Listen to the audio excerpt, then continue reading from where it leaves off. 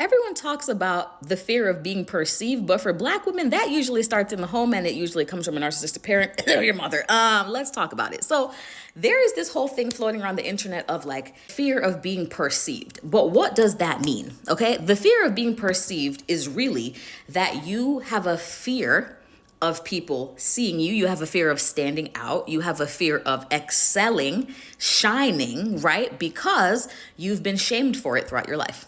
And I think this is a huge issue for Black women because, especially when you come from an impoverished neighborhood, you get ostracized for being too smart, too pretty, too successful, having too many degrees, talking too white, being proper, buying a house, all of those things. And so what happens is that it causes a contraction in your energy.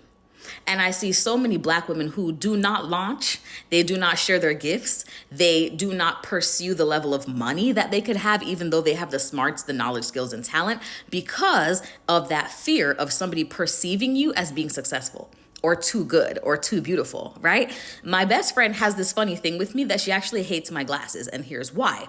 I look completely different without them. She has figured out the reason I wear them isn't just because my glasses are cool. It's that when I don't have them on, I'm perceived much differently. Let me explain.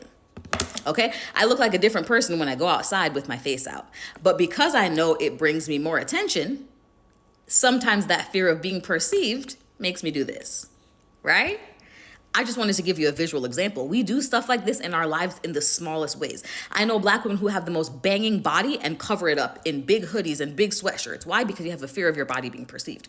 Some of the smartest Black women in the room do not speak up professionally because they don't want that attention on them because it feels uncomfortable. Here's what I want to tell you, my love.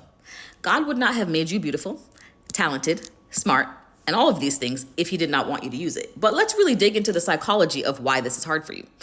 If you had a parent that you felt like was competing with you, if you have a parent that you feel like, AKA your mom, who you feel like is jealous of how you look, jealous of your face, jealous of your features, jealous of your smarts, that gets so deeply ingrained in you from childhood. That gets so locked into your energy because remember, our parents' voice is the first voice.